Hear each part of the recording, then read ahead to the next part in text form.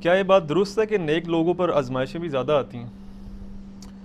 ہاں یہ حقیقت بات ہے، سب سے زیادہ آزمائشیں ہمارے نبی علیہ السلام پر آئی صلی ہیں۔ اللہ علیہ وآلہ وسلم۔ صحیح مسلم میں حدیث ہے، آپ صلی اللہ علیہ وسلم کو طائف کے موقع پہ پتھر لگے، آپ کے مبارک خون سے مبارک جوتیاں جو ہیں وہ بھر گئیں، اور غزوہ احد کے موقع پہ آپ کے 4 دانت شہید ہوئے۔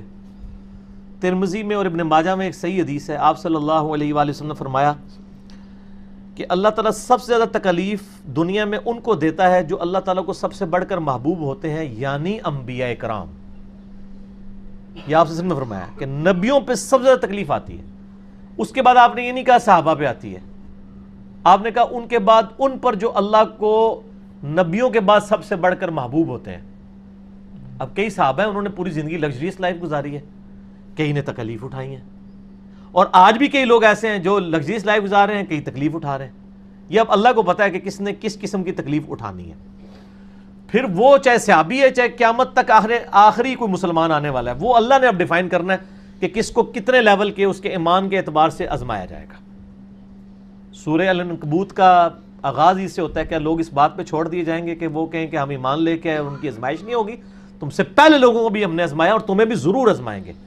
پھر سورہ بقرہ میں بھی ہے وَلَنَبْلُوَنَّكُمْ بِشَيْءٍ مِّنَ الْخَوْفِ وَالْجُوعِ وَنَقْصٍ مِّنَ الْأَمْوَالِ وَالْأَنفُسِ وَالثَّمَرَاتِ، ضرور آزمائیں گے، خوف سے، بھوک سے، جان اور مال میں نقصان سے، پھر دیکھیں گے کون صبر کرنے والا ہے۔ ان اللہ مع الصابرین، تو آزمائش تو آنی ہے۔ تو ترمذی ابن ماجہ کی حدیث ہے، اس کے بعد ان پہ آتے ہیں آزمائش جو ان کے بعد اللہ کو سب سے بڑھ کر محبوب ہوتے ہیں، اور بندہ زمین پر اسی طریقے سے آزمائش جھیلتا رہتا ہے حتیٰ کہ اللہ تعالیٰ اسے پاک و صاف کر کے اپنے پاس بلا لیتا ہے۔ آزمائش انسان کے گناہوں کے جھڑنے کا بھی سبب بن جاتا ہے، اور جن کے گناہ نہیں ہوتے ان کے لیے فضیلت کا سبب بن جاتا ہے۔ بخاری مسلم میں حدیث ہے، کسی مسلمان کو کوئی دکھ، درد، اندیشہ بھی پہنچتا ہے، ذہنی ٹینشن بھی، ٹینجیبل نہیں، نان ٹینجیبل چیز، حتیٰ کہ اس کے پاؤں میں کانٹا بھی چوب جائے، اس کے بدلے بھی اللہ اس کے گناہوں کو معاف کر دیتا ہے، اس کے درجات بلند ہوتے ہیں۔ تو تکلیفیں تو آتی ہیں، اور نبیوں پہ بھی آئیں، ان کے ماننے والوں پہ بھی آئیں، تکلیف کے بغیر تو اللہ نے چھوڑنا نہیں ہے۔ البتہ ہر بندے کا ٹیسٹ ڈیفرنٹ ہے، کسی کو اللہ تعالیٰ بے اولاد رکھ کے آزمائے گا، کسی کی جوان اولاد چھین کے آزمائے گا، کسی کی جوان اولاد کو نافرمان بنا کے آزمائے گا، کسی سے اس کی بینائی لے کے اس کو آزمائے گا، کسی کو کے گردے فیل کر کے اس کو آزما لے گا۔ ہر بندے پہ آزمائش ڈیفرنٹ ہے، اور یہ یاد رکھیں یہ جتنی آزمائشیں ہیں نا، یہ اللہ تعالیٰ نے پہلے لوح محفوظ پہ لکھی ہوئی ہیں۔ قرآن پاک میں ایک آیت ایسی ہے جو اس ٹروتھ کو ریویل کرتی ہے، اس کے بغیر تو آپ کڑ کڑ کے مر جائیں گے کہ میرے پہ یہ تکلیفیں کیوں آئیں۔ جب آپ کو یہ آیت پتہ چلے گی نا، پھر آپ کہیں گے یا اللہ جس حال میں تو رکھے، تو نے آزمانا تو ہے۔ اور یہ جو طارق جمیل صاحب اور یہ باقی جو وائزین کر رہے ہیں نا، جی آپ اللہ کے راستے پہ آ جائیں تو انشاءاللہ تعالیٰ ساری پریشانیاں دور ہو جائیں گی۔ ان کو تھوڑا اپنے آپ کو ریوائز کرنا چاہیے۔ اس طریقے سے پریشانیاں دور نہیں ہوں گی، پریشانیاں جھیلنی آسان ہو جائیں گی۔ اگر اللہ کے راستے پہ آنے سے پریشانیاں دور نہیں ہوتی تو نبی علیہ السلام کی دور ہوتی نا۔ بخاری مسلم میں حدیث ہے، وفات تک اما عائشہ کہتی ہیں کہ 3 مہینے ہمارے گھر میں چولہا نہیں جلتا تھا، 2 کالی چیزوں پہ، کھجور اور پانی پہ گزارا ہوتا تھا، اور وہ بھی تھوک کے حساب سے نہیں، 1 کھجور اور پانی کا پیالہ صبح، میٹھا پانی 8-10 کلومیٹر سے بھر کے لانا پڑتا تھا، اور ایک شام کو، یہ ٹوٹل خوراک تھی، ٹھیک ہے۔ اور بعد میں صحابہ کرام کو بھی دیکھ لیں، رومن اور پرشین امپائر بھی فتح ہو گئی ہیں تو انہوں نے اپنی زہد کی زندگی گزاری ہے۔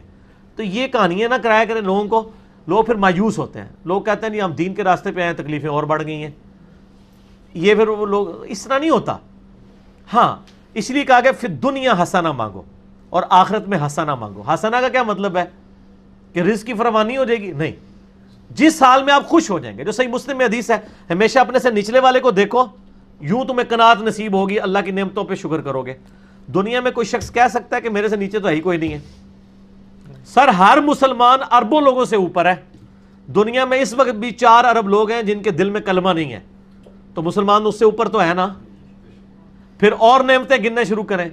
سر پی سی ہوٹل کا مالک جو ہے وہ مرچ نہیں کھا سکتا، اور میں چنا چاٹ بھی کھا لیتا ہوں، تو میں اس سے بہتر ہوں۔ ایک فیکٹر میں نے کنسیڈر کیا نا۔ اس کے بعد دولت ہے تو کیا کرے گا؟ ڈالر کھائے گا۔ تو ہر بندے کو اللہ نے آزمائش میں ڈالا ہوا ہے۔ تو یہ آیت ہے سورۃ الحدید کی آیت نمبر 22 اور 23۔ اعوذ باللہ من الشیطان الرجیم۔ ما اصاب من مصیبت فی الارض، کوئی بھی مصیبت جو زمین میں آتی ہے، ولا فی انفسکم، یا وہ تمہاری جان میں آتی ہے، الا فی کتاب من قبل ان نبرأھا، وہ ہم نے لوح محفوظ پہ پہلے ہی لکھ لیا ہے کہ اس کو بھیجیں ہم۔ زمین پہ ارتھ کوئک آتے ہیں، یعنی زلزلے آتے ہیں، سیلاب آتے ہیں، قحط سالی آتی ہے، وبائی مرض پھیلتا ہے، یا تمہاری جان میں کسی کے گردے فیل ہوتے ہیں، کسی کو ہیپاٹائٹس ہو جاتا ہے، کسی کو کینسر ہو جاتا ہے، اللہ تعالیٰ فرماتا ہے یہ ساری تکلیفیں میں نے پہلے ہی لکھی ہیں لوح محفوظ پہ کہ اربوں انسانوں میں سے کس بندے کو کون سی تکلیف دینی ہے۔ اللہ اکبر۔ ذالک ان ذالک علی اللہ یسیر، اور بے شک یہ اللہ کے لیے بڑا آسان ہے۔ تمہارے لیے مشکل ہے کہ اتنا ڈیٹا کیسے مینج کیا ہوا ہے، اللہ کے لیے آسان ہے۔ کس لیے؟ لکی لا تأسوا علی ما فاتکم، یہ اس لیے میں نے کیا تاکہ تم کف افسوس نہ ملو جو تم سے چھن جائے۔ کیا کہو؟ انا للہ و انا الیہ راجعون، ہم بھی اللہ ہی کی طرف سے، ہم نے لکھے بس چلے جانا ہے۔ مسلم شریف میں حدیث ہے نا، جو تکلیف کے وقت یہ دعا پڑھ لے، انا للہ و انا الیہ راجعون اللہم اجرنی فی مصیبتی و اخلف لی خیرا منہا، تو اللہ تعالیٰ اس کو بہتر نعم البدل عطا کر دیتا ہے۔